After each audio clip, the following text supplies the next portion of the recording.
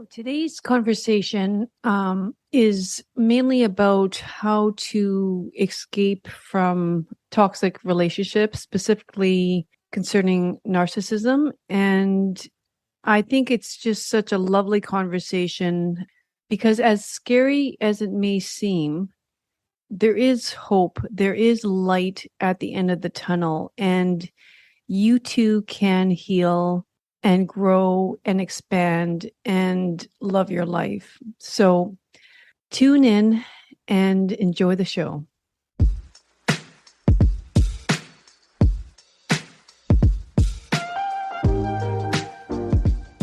Welcome to my podcast, I Think I Can.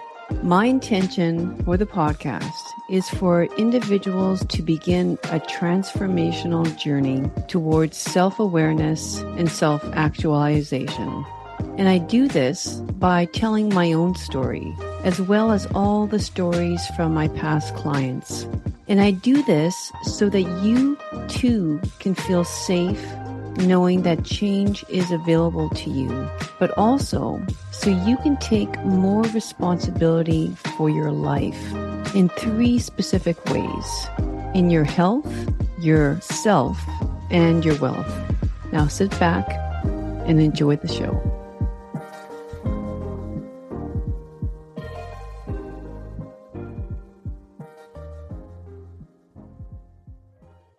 So welcome, everyone. Welcome back to I Think I Can podcast. And today I have the pleasure of interviewing a friend and colleague of mine. Her name is Sarah Pacaro. And Sarah has worked in the transformational industry for many, many years now, providing her clients with rapid and powerful breakthrough from their limiting thoughts and beliefs, and to guide them to get a deeper connection with their internal beliefs and subconscious beliefs, so that they can transform at a rapid speed, let's say. So welcome, Sarah. Yeah, it's my pleasure to be here. Thank you for having me. Okay, perfect. Well, I reached out to Sarah because I know that she has done some work specifically with breaking through toxic relationships, and knowing that there's a method and a way of doing this, and there is happiness on the other side, right? A lot of us, when we're in those relationships, don't even realize that it is possible. And I want you to really speak towards that. Yeah. Well, I think the most important understanding is that we can't heal in the same environment that's making us sick. And because we've invested so much time, and it's not just the time that's been invested in the relationship, it's the time that we've spent with ourselves, with our own mind, with our own thoughts and beliefs that actually led us to being in the adult relationship came from our earliest relationship. And that was the relationship that's cultivated through the culture at home, and our upbringing with our parents. And so our parents become our partnerships, and there's such a common reflection there. And a lot of times that reflection is missed because we can think, oh, because it was such this way, I desire for it to be the opposite way. And for a time, especially in the beginning, it seems to be. And then later we begin to realize, wow, these patterns are the same. These emotions that are coming up are the same. And they're actually worse because they were bad then and they're worse now. And then we begin this self-perpetuating cycle of pain and blame and shame. And then we get into what's wrong with me? How is my life like this? Because we always desire to get out of it. And then it's become it even more deeply and more painful. And so I think what you're saying there, what comes to me is that we're spending so much time in our heads with shame and blame and how rather than and why. Yeah. And then that's the thing too, like for therapy, I mean, we don't want to spend like all our sessions in terms of how we got here, and like, oh my God, I'm a victim. Right.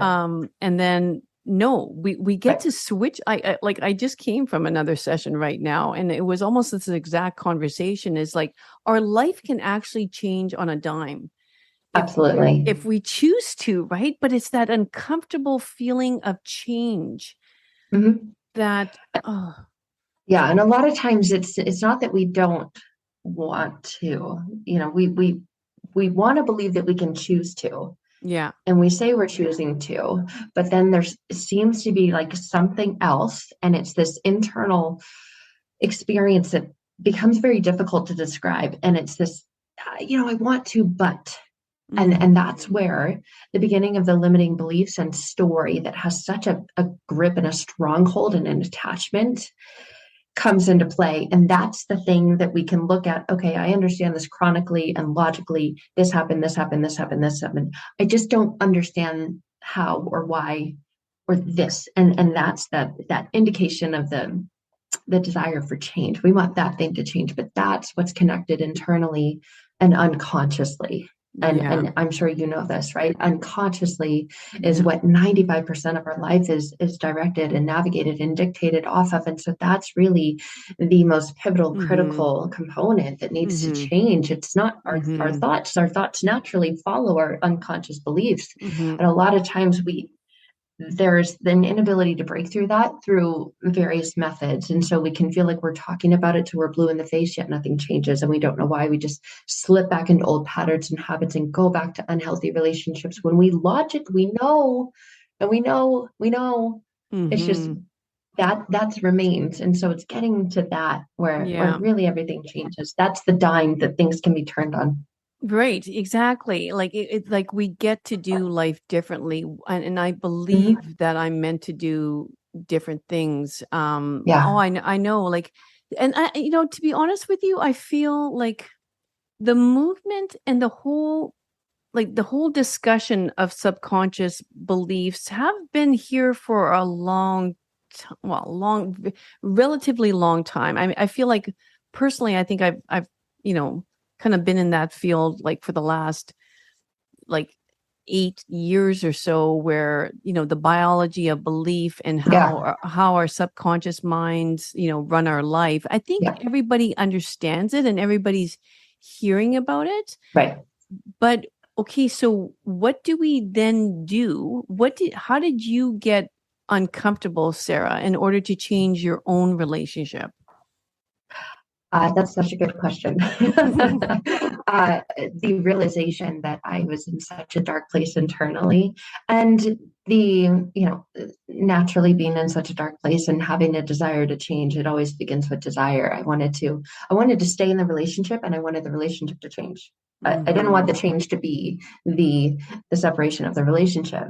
We had a Yeah. baby on the way, and right after the baby was born, was like, what have I got myself into? And you can't put the baby back in and go, you know what, I'm going to have this with someone else. And so it just became a Hmm. very pivotal and critical Mm. life altering decision, and not just for my life, but the life of my daughter. And it was that I anxiety. So this is not postpartum. I was looking at postpartum experiences. I'm like, this is different. This has been through the entirety of the relationship with this person I was now, responsible Hmm. for raising another human with. And I thought, I don't want to, I got to the point where I did not want to live anymore and was planning to not live anymore. And the thank God that the projection of the future of my daughter became very Hmm. apparent. Like, how is she going Hmm. to live without a mother? And so Hmm. I looked at, I need to do something because I don't want to do anything. And this is serious and this is severe. And just seeing what her future life would be like had I made that decision or those choices, and feeling consumed by those thoughts on a constant basis daily. And then dove into, not to like realize that the partner was narcissistic, and dove into that for a little while, and then realized, well, wait a minute, I was the one that chose this person. And then Yeah. looking back on my previous relationship that lasted a decade, realized I chose that person as well, and they have the same tendencies and traits in different ways. There was a covert and there was an overt, a Hmm. narcissist. I'm like, okay, I'm the common denominator. Hmm. What is going on? And then Hmm. really started to dive into how to change, because I had tried traditional methods of therapy, counseling, and a lot of it was just advice, you're beautiful, you're young, just get out, just move on, you'll be fine. Like, don't you see that about yourself? I mean, and here I was, educated, multiple degrees, corporate job. And I'm like, I get that. There's something else going on. Right. And that's the something that if I don't figure out, there won't be anything left of my life. And I feared my daughter's life if she had to experience that. And so it became this almost as a project on myself. What is it that I need to do? And figuring out what's the best and fastest method, because I realized I had already been in pain for a lot longer than I realized, or I was willing to admit at that point. And it became this awakening and this realization. And so I really dove into learning about rapid transformation or rapid therapy. I came across rapid transformational therapy and got into hypnotherapy and advanced and master's levels, conversational hypnotherapy. Really, really hone in on the principles of the way the unconscious mind works without it being in a box or without it being in a structured system. Because I realized about myself, I was very rebellious. And so I realized my childhood tendencies. I was very rebellious. And it was like, you're going to tell me I can't have this? Watch me. And so it was going after bad boys and going after boys, that were like, ooh, I felt safe with them. This is fun and this is exciting. So you get those highs and those lows and the dopamine hits. And that's what keeps you addicted to the patterns and the cycles. And I realized if I'm going to change my life at all, I need to change my life. And it starts with really understanding what it is that I'm addicted to or I'm chasing after. And it was chasing after something to fill an internal void. And so I learned about the internal emotional void. I started learning about emotional neglect and emotional unavailability. And it would seem to be available, but it never was. And I thought, okay, this is a mirror and an internal reflection of my personal internal state. I need to change this or else I'm going to continue to repeat the pattern. And then what am I going to do? What example am I going to set for my daughter? I pictured her coming home in 20 years and just looking the way that I did, like looking at me, but feeling like there's no soul inside of her, like with just a deadness and there's just no life, like physically being present, but emotionally and spiritually and energetically dead inside. And that made me just cry. And I'm like, okay, this is up to me. And that felt really heavy, but I also like the challenge. I liked this challenge, so it became a challenge. And then it became something that I just fully committed my life to. And I said, regardless of how long it takes, I'm all in. I'm going to figure it out. And it happened very quickly, utilizing the principles of the way that our unconscious mind is wired. And I thought, oh my God. So first it was, for me, we have a common mentor and she says, for me, for you, for us. And it was for me at first. And then it was for you. It was for my daughter. And I became a different parent. I became someone who was able to leave scared AF, move back to my childhood home in my childhood bedroom with my own daughter. I mean, all sense of pride was like wiped off the earth, but I knew, because I had this like dark night of the soul where like it's this or you're not going to live. And I thought, okay, this is it, because and I now see why God gifted me my daughter, because had I not had her, I would have stayed. She's such a blessing. And I think a lot of people feel like I'm going to mess up my children, but it's such an empowering experience to do the internal work on yourself, because then you're teaching others it's available. Exactly. So, do you think like coming through it the way you did and like, do you think people have to reach rock bottom? Because I'm going to say that you did.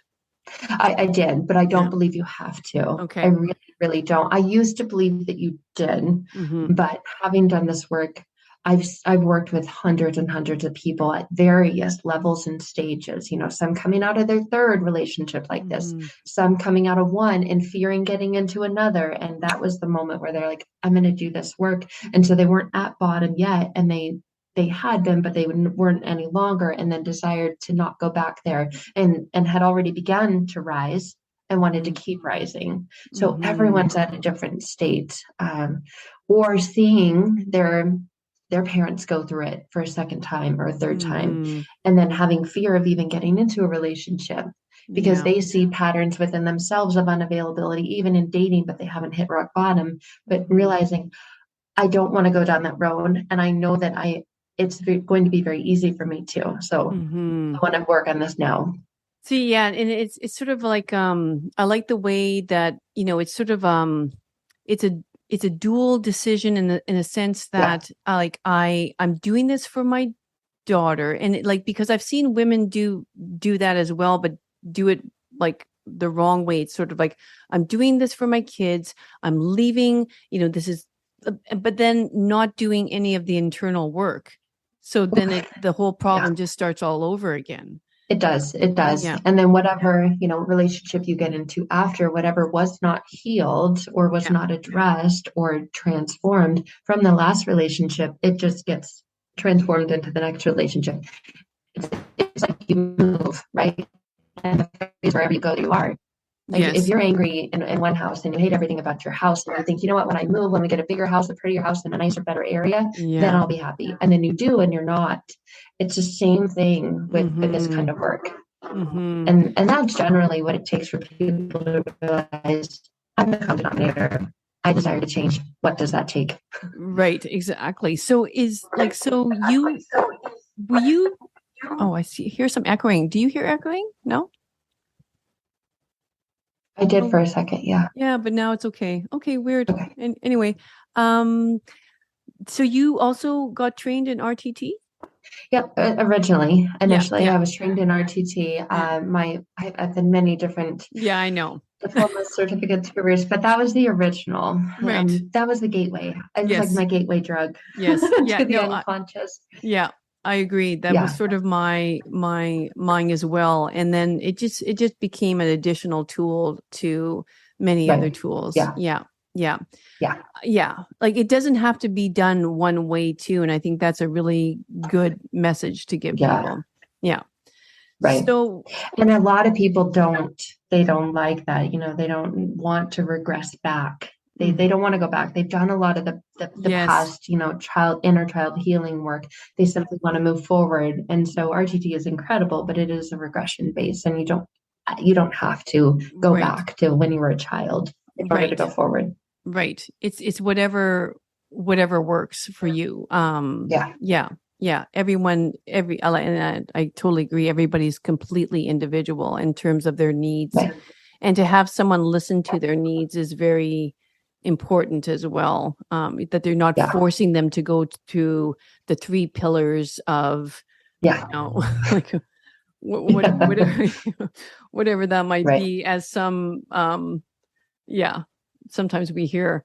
So maybe like just like what I see with a lot of these women that have first of all, let me just say right now that coming through a relationship with a narcissist, and I'm also going to say as a therapist that there's many, it's a spectrum, right? Yes. It's definitely a spectrum. So if you're listening to this right now and you might, your partner might have narcissistic tendencies, but to say that he's a true narcissist, I mean, that requires a clinical diagnosis. Yeah. So let's not go crazy, but at the same time, it's important to look at it and to deal with it. And I have never suffered through a narcissistic relationship, but living through my clients, it's scary. And I'm going to say the closest that I felt this was when I treated a couple, about a year ago.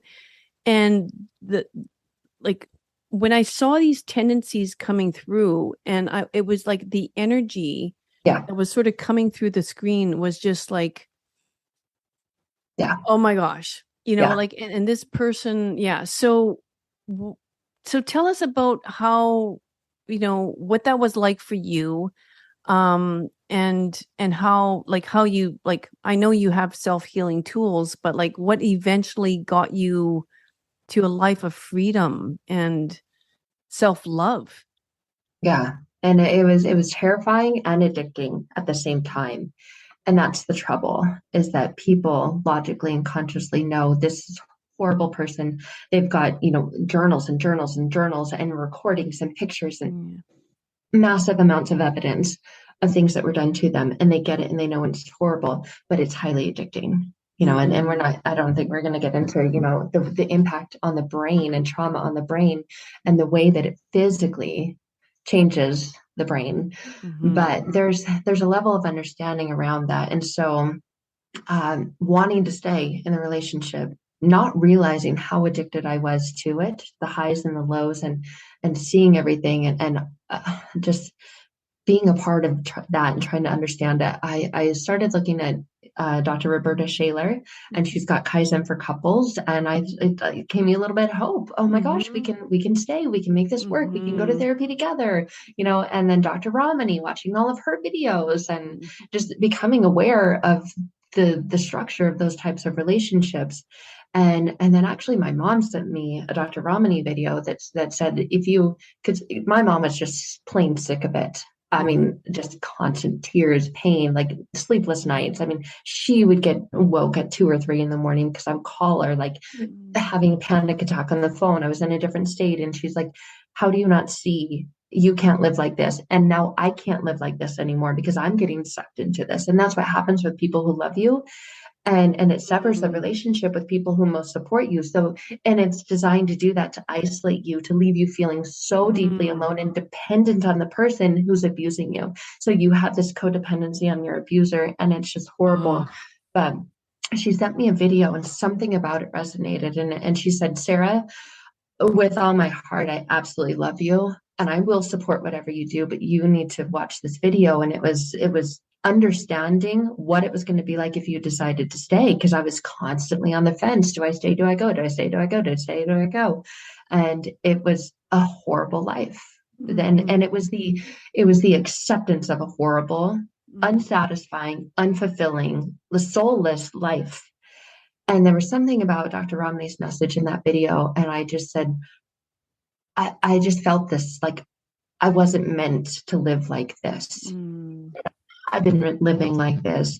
And if I were going to change my life in any way, it had to be up to me, because he was more than happy to continue living like that. And then saying, no, that's not the way we're living. No, things aren't getting better. I'm not perfect, and then pulling in the trauma stories from to get, the empathetic side of me to go, okay, I'll give you another chance. And there was something about that video that said there has to be a change. And so while I was still in the relationship, I really began, having my own personal RTT sessions and working with Marissa. And then slowly my confidence started to build, it's just the mantra, I am enough, I am enough, I am enough, I am enough, and doing mirror work and this, like, my confidence started to build, and then our arguments started to change. And then I wasn't so afraid. I'm like, you know what? And I got to the point where I thought I would rather live on the corner in a cardboard box with my daughter in a Utah winter in the middle of snow with shorts and a tank top on than continue to live like this. And I don't care. Like, that's horrible. And I don't care. I would rather have that than this. And I realized when we had a conversation, I was able to say that calmly to his face. There was this, Sarah, something inside of you is different. And so I remember the last conversation that just said calmly, get the F out. And it wasn't yelling, it wasn't screaming like it normally was. And I thought, well, what happened to me? Like, I just said that calmly and confidently, and there was something that changed in his eyes. And I knew that he knew I meant it this time, because before it was matching the energy. It was constant screaming matches and back and forth. And there was this internal presence and power that I'd never sensed before. And I was shocked by it. And I thought, whoa, who am I? Okay, I guess I mean it. Oh my God, if I really mean it, I guess I have to do something next to prove that I mean it. And then I had, really supportive family, and that was really beneficial and helpful. I know not a lot of people have that, because the relationships with close friends and good support have been severed. And, the narcissist, really counts out on and thrives that and cultivates creating that. And that's really unfortunate, but there are supportive groups out there. But when you do the internal work, you really start to gain this sense of confidence that has felt like it's been like a vase shattered into a million pieces. It starts to feel like it gets glued back together, almost like those Japanese jars, and Yes, they're held yes. together with gold, and they're actually more beautiful than they were before they were Mhm. broken. And so you begin to restructure and rebuild that internally and as your life. And it is this, it's a process. It doesn't happen overnight, but when No. you're working with what you've believed about yourself that project your thoughts, it does happen more quickly. It doesn't happen Mm. overnight, but it happens a lot more quickly because that's the structure and the foundation of where our thoughts come from and who we see when we look at ourselves in the mirror. Do we see someone who's helpless, powerless and broken, or do we see someone who is going to put themselves back together, have those beautiful pieces of gold and be stronger, more valuable, and more beautiful? And Mhm. so it's such a beautiful process. I'm thankful for it now. I think you said this before we Mhm. started, but your biggest test becomes your greatest testimony. And Yes. it really, you get to go through it. You're not made to go through it. It doesn't happen to you. It really truly happens for you. You get to Yes. go through it. And I think we're meant to go through it because we're meant to really hone into our personal power and be Mhm. a light for others who've gone through it. And so Exactly. Exactly. Like I was always born more than enough, and yes, you will never take that away from me, right? yes, It's just finally confirming that, like yes, expressing it to him, expressing it to the yeah. world, Mhm. and actually like owning it and knowing it, right? Right.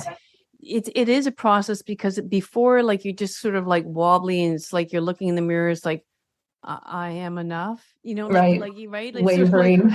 yeah, Like like shaking and questioning. Yeah. right, and then it's standing in your power pose, and it's like, Right. yeah, I am enough. And not from this badass girl kind of like, I'll show you rebel energy that you sort of No. you came with, right? Right. It's almost like, I find this too, it's a false sense of confidence. You thought you were confident Right. Right. until this happened to you. Yes. And then it's like, whoa. But I think it also speaks towards, and I say this often to my clients, it's sort of like it's a form of torture when you're in Hmm. these relationships, because it's almost like Chinese torture, where this Yeah. drop is falling Hmm. on your head, Hmm. which you wouldn't really like you normalize on a any given day. But then it's like, Right.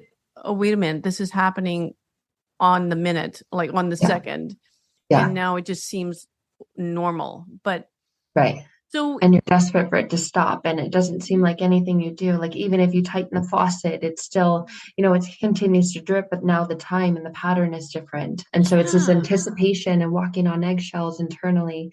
And then you wonder, okay, if I was confident before, maybe I'm afraid to be confident again. Because if I was confident and I got into a relationship like this, do I want to be confident again? Because maybe I'll get into an even worse relationship, or the rebuilding of confidence that is now attached to fear because maybe it, so you know what? it, Maybe I don't want to get into a relationship. I fear being confident because I was, and look what happened. And so yeah. it's this whole web of internal stories and dialogue and Oh, belief systems and thoughts and energies. And so even when you're rebuilding your confidence, there's this little voice in the back that's like, are you sure? Look what right. happened last time. You really want Mm-hmm. to go there again? And it's like, well, no, but I do want to be confident. Ugh. And Yeah. so it's breaking through all of that. It's just, and like you say, you need, or maybe you said it before we press recorded. I don't think so. I think you said it after, though. Like, you needed, maybe you needed to step out of the relationship in order to Yes. see the clarity of it. Because I think what you're saying there too is sort of like, not only are you having these mind games with yourself, your partner is doing the whole mind Oh, yeah. manipulation Yeah. constantly. So like, you feel like you're grounded, and yeah, you're doing your affirmations in the mirror in the morning, and then you step into the conversation, and you're back at square one, Right. because like, yeah, because he knows how to manipulate you, like, Yeah. nobody's business, Yeah. right? Yeah. So, oh my God, Yeah. like, as I talk And the about it, like, it struggle with makes it me is anxious. Sorry. I know. Their words match your belief system. It's not their words match your words, because your words are, I am enough. Divine happiness is my birthright. And it truly is. But there's a different belief. And so their words are, look at you. You really, like, no one else is Yeah. ever going to love you. You're never going to get anyone else better than me. You're Yeah. like, you're pathetic. Yeah. You're weak. And a Yeah. lot of times it's not even words. It's just the energy of their look, Yeah. or it's the Yeah. energy of a message that they send you. There doesn't even have to be a physical hearing or Yeah. transference. It's just, or sometimes it's a picture. And you look at yourself and you're like, oh, how did I let myself get to that? And so it's an energy that matches a personal belief system. And so it's the structure of the personal belief system that has to change, because then everything you see, you do, you hear, you think changes. And It's I think a lot of people try to change it with just words or just pictures or just thoughts. So it's like, oh, you know what? I'm going to get into a better relationship. And I did that as well. I'm like, I'm going yeah. to get into a relationship with someone who's better looking than you, that makes more money than you. That way you're jealous of me. They Mm-hmm. got the same character traits. Oh, Same yeah, person, different package. exactly. I know. So, And also, they would do that with your mind, is like play on your limiting beliefs. They'll play on it yes. with their words. And if that doesn't work, like maybe we'll throw the whole woe is me, and you're such a beautiful, kind person, and I need your help, sort of thing, Mhm. right? Or they'll throw in that empathetic Yep. side that you have, Yeah. that like I find that's more of the pattern that I see too, is sort of not I find it's the empathetic, huge hearted Yep. woman, Yep. um and less than that, like rebel, like maybe like yourself. I Yeah. mean, I know it's a play of both, but like, yeah, you Yeah, know. people that exude. So they use their superpowers against them, because compassion and empathy and Mhm. kindness and giving is such a beautiful gift and Mhm. superpower. And it's one that without strong personal Mhm. boundaries is easily taken advantage of.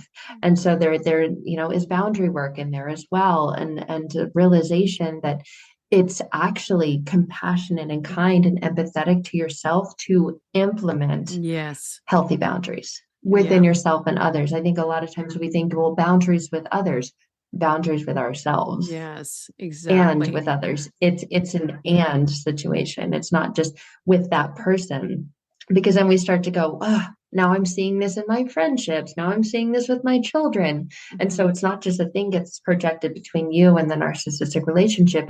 It shows that it starts to show up in every relationship. And Yes. then you start to really feel like, God, what's wrong with me? Like, I see that my kids are taking advantage of me now, but I can't just, Yes. divorce my kids or break up with my kids. Like, and Right. so you start to see it in all of the relationships. And so And then it can feel, I think that's honestly where some people feel like, I've taken 2 steps forward, I've made progress, and now I feel like yeah, I'm taking a step back, because now with this really good loving relationship that I have with my best friend, or who's always supported exactly. me, and my kids, like, I'm seeing this in that relationship too. And Hmm. so it is something that's reflected in every In relationship. every And I think that's relationship. where it starts to feel harder.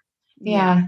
Yeah. It was just all the craziness and chaos in the narcissistic relationship got most of the attention and energy. But then there's a separation from that and a realization, oh, this is showing up everywhere. Oh my God.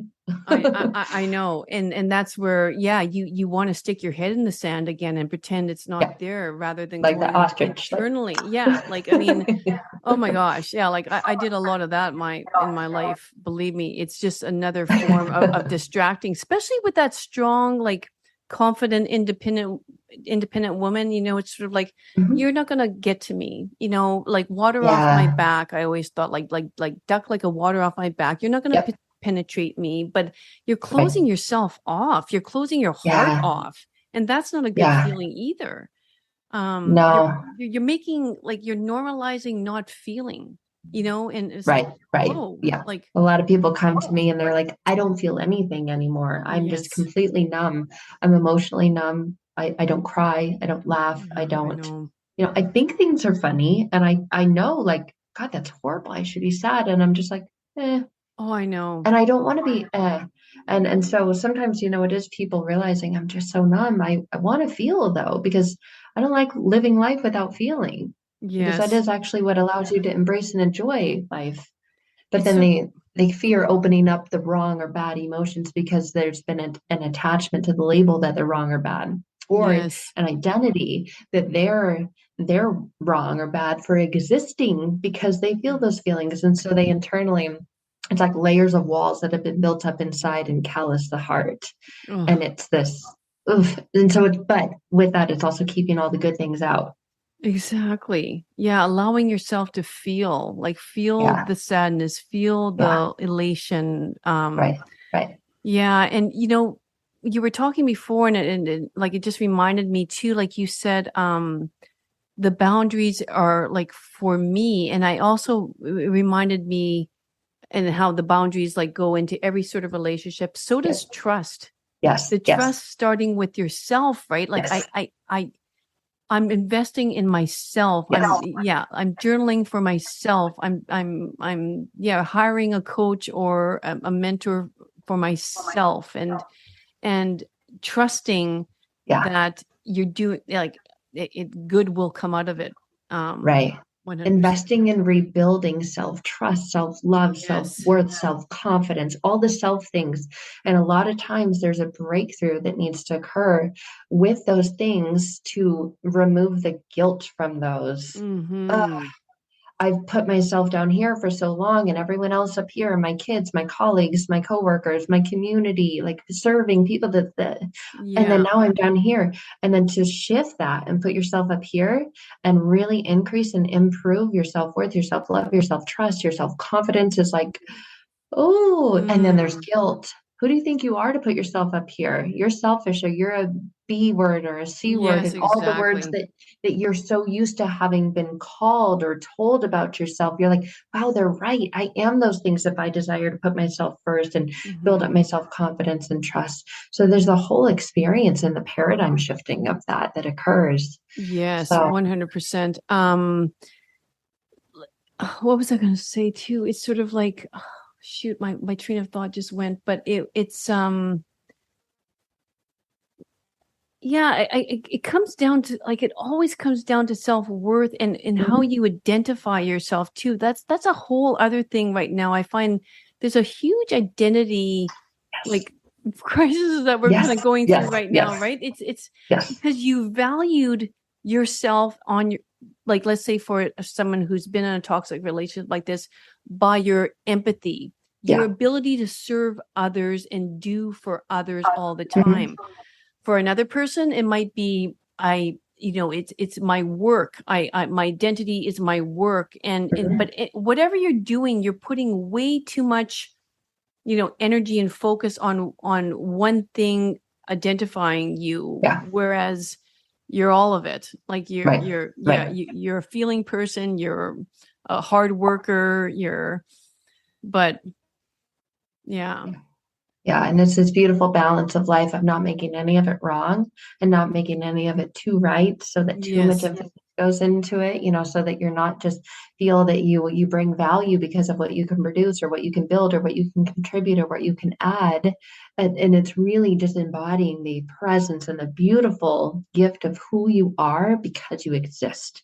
The Yes. worthiness. You're worthy because you exist. You're enough because you exist. And those things are your divine given birthright. So it's really going Mm-hmm. back to your rights that you Mm-hmm. had at birth that really, so it's like a reclamation and a restoration. It really is a coming home, a returning like to a deep connection with your soul that says, I deserve to exist because I deserve to exist. And whether you believe in God or universe or higher power, this being you into existence, you're here for a reason. And a lot of question, why am I here? Like why would I go through this? And it really is a reclamation to restoring the beauty that, our physical bodies house the soul and the spirit, that Yes. you get to be this gift, but you were born with the gifts. And so it's returning to them, your Mm. worthiness, your enough, that you deserve to live feeling safe, trusting you deserve to trust and be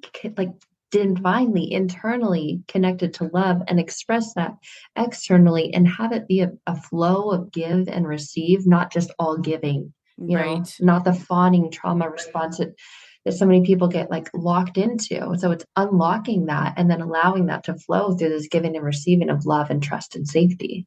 Yeah, no, beautifully said. It's so, I want to respect the time here too, and I want to give you enough time to either speak about how does that look like in real life, either with your own relationship or using an example of a client that you worked with or something like that. I'll just share personally because Yeah, obviously that's the one it's that's the easy. easiest to Yeah. speak from. And it's from your Otherwise, I'm like, heart. what am I It's talking from your about? true. Yeah, Yeah. yeah. And all of my clients, I think I would be doing a disservice to tell their story for them because it's True. going to be different from my Yeah. perception of my view of what they've experienced. But it really is this awareness, emotions and energetics and understanding and where and when I'm labeling them and what I'm making them mean and realizing I get to choose what I make it mean. And is this serving me to make this mean this about myself, or is this putting me into an energy and a frequency of like ness? And do I feel bad for taking myself to yoga, or Mm-hmm. waking up an hour early to spend time meditating and Mm. journaling? Or am I staying up too late? Like, what habits and patterns am I falling into?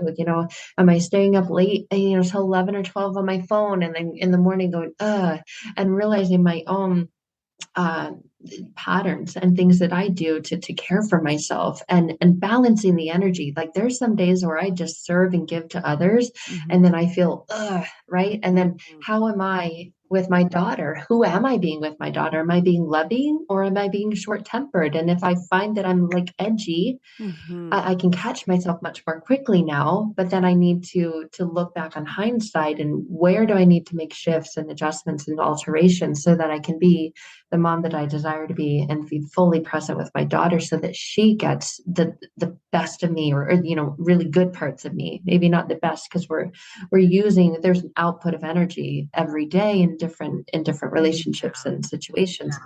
And then seeing, okay, this worked, I'm going to keep it. This I know contributed to me feeling this, so I'm going to make some adjustments here and then apply that into the next day. So a Mm-hmm. constant extraction of the lessons and constant evaluation of what worked, and seeing the things that quote unquote didn't work as good things, as opportunity for growth, for adjustment, for expansion, for transformation. Okay, I'm going to change that about this. Instead of waking up 20 minutes early and rushing to get my daughter's lunch done and then make my coffee, and then I hear her wake up, Mom, and I'm like, I didn't get my time to journal, meditate. Okay, go to bed 30 minutes early, wake or 30 minutes earlier, wake up 30 minutes earlier. And then I'm Mm-hmm. like, okay. And that self-care time, the me time. And sometimes it's in the middle of the day and I'll notice an energetic state or an emotional state. And I'll hear this voice now that's like, Sarah, this will be here when you get back. Go for a 15-minute walk. Yeah. And Yeah. and don't bring your phone. Yeah. Don't Yeah. don't have Yeah. music on or don't have an input. Yeah. And then you'll notice like, wow, the trees are really green. Oh, I can hear the birds. Mm-hmm. Oh, look, there's a cat over there. And then becoming present. And it doesn't Mm-hmm. it doesn't take going like, I'm going to spend $5,000 and go on to this week-long meditation retreat so I can come Right. back a new person. It's the Yeah. daily things and the Yes. daily awareness and the daily commitments and the daily adjustments that we make that really help the most. But I have to caveat and say that does match and mirror an internal belief system because that's really difficult to do when we are in the state of no, I need to do this because, and that proving if I don't finish this for my Yes. boss, or if I don't do this before my husband gets home, then, and it's just like I have to believe that the taking care of myself is of immense value because if I Mm-hmm. don't, I'm trying to pour from an empty cup and expecting to have enough to pour, and I'm squeezing drops out of it. It's kind of like squeezing an empty tube of toothpaste, and it's like, just buy another tube of toothpaste. No, it's okay. There's a little bit left. And it's like, no, there's not. It's Yeah. time to get rid of that and get a new one. And that's what we can do with our body and our experience every day in physical ways, emotional ways, energetic ways. Yeah. Realize, are you trying to squeeze that last little bit out? Or is it time Right. to fill back up Yes. and then squeeze from a full tube? Oh, I know. That's a great analogy. It's, I know. It's like you roll it up, like let's roll, flatten it out. Yeah, It's like exactly. we've all been there, done that. And yeah, it's like, why? Like, Right. why? Because we live in a world of abundance. Yes. Like there are more toothpaste, like there's stores out there, Ah, and we don't have to make it difficult, right? Like right. there is more than enough time. There is more than enough money. Like Right. the state of abundance is sort of Yes. like, and I think you're saying that, like, well, believe me, what you said is such a common statement from the women that I've worked with, and like it's the day that you realize I don't care about the house, I Yep. don't care about the car, I don't care about this neighborhood. I will Yep. live in a tent down by the Mhm. river, and Yeah, I'll be exactly. very And happy. that's what it took. And the Yeah, weird thing was when I had that epiphany. experience, I'll Yeah, call it, because yeah, it wasn't just a thought, it was a soul knowing. My yes, soul was like, yeah, leave everything. And yeah, having nothing, absolutely yeah, nothing, no food, no water, no phone, no shelter, no, yeah, is better than this. And it exactly. was such a state of bliss and peace. Mm, I felt, and it was weird. I'm like, why do I feel so yeah, peaceful? This is different. yeah. It was like, I don't know, but I do. And so this must be right because this is so Mm. different than anything I've felt for a really long time. And Mhm. and then it's when we can return to that peace daily through the small things that we do, but that it generally takes a big experience out to go, this is You something I want to always be connected to and have and maintain and sustain. And it's not always going to be that big craziness to get that experience after that, but sometimes it does take that. right, right. Like and like it, I don't think we need to call that rock bottom. I think it's just like No, just to yeah, like to get in that state of like I think what you're saying is self-trust. yeah, No matter what happens, I know I'm going to be okay. right, yeah, Um yeah, because I don't need this and this for my happiness. It's right, definitely internal. I'm not dependent yeah, on anybody for my happiness anymore. right. Yeah. And it was such a weird personal experience of internal peace.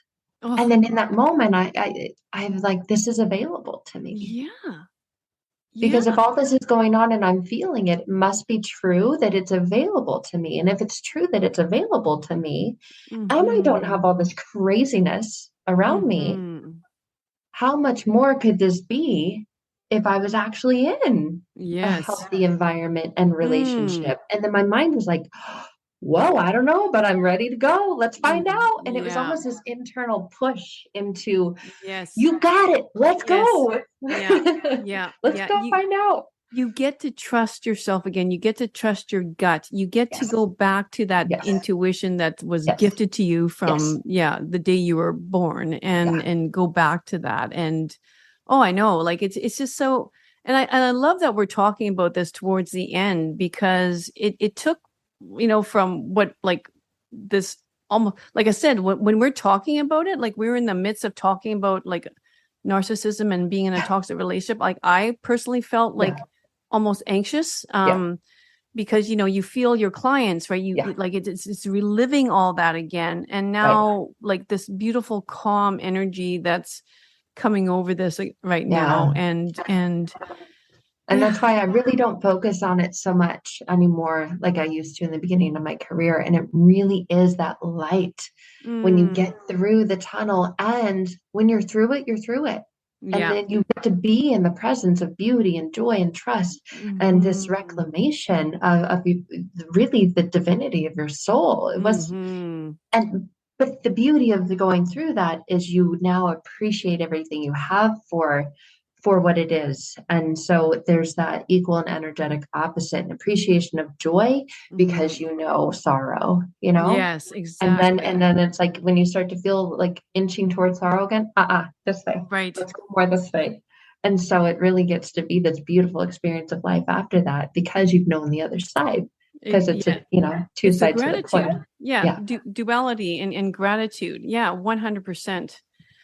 So I do want to respect your time, and I know you need to run and grab your precious daughter. It's her last day of school. It's so exciting. Oh my gosh.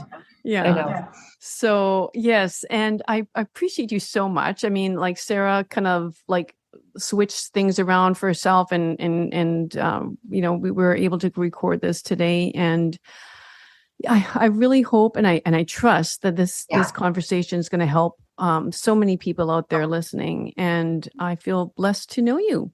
Oh, you too. And I know that because it is my truth and I know it's your truth. Yes. And I know that the truth is that we all deserve to live in this state where we've taken the strength and we've harnessed it into rebuilding our own internal power and really, really honoring that and being with that and receiving it. It's there inside of us, and it's kind of like a seed or a farmer. We do need to cultivate it and grow it and harvest it and nurture it. And it's not like a farmer just throws a seed out and goes, well, good luck. Yes, exactly. There's a process to it, and it gets to be a fun process when you really get to know yourself, because it gets to benefit everyone else in your life too. Exactly. Yeah, it's a beautiful, beautiful thing. Well, thank you so much. And for everybody listening out there, you can all the links to Sarah and how to get a hold of her and work with her will be in the show notes. And so thank you again, Sarah. And you're very welcome. It's been such a joy. Yes, for me too. And for everyone else, have a wonderful day. Bye-bye. Thanks once again for joining me on another great episode of I Think I Can podcast. If you liked it, please subscribe below so you don't miss out on any future episodes. And until next week, treat each day like it was your last, because each new day is a privilege that we shan't take for granted. Cheers and have a great week. Bye-bye.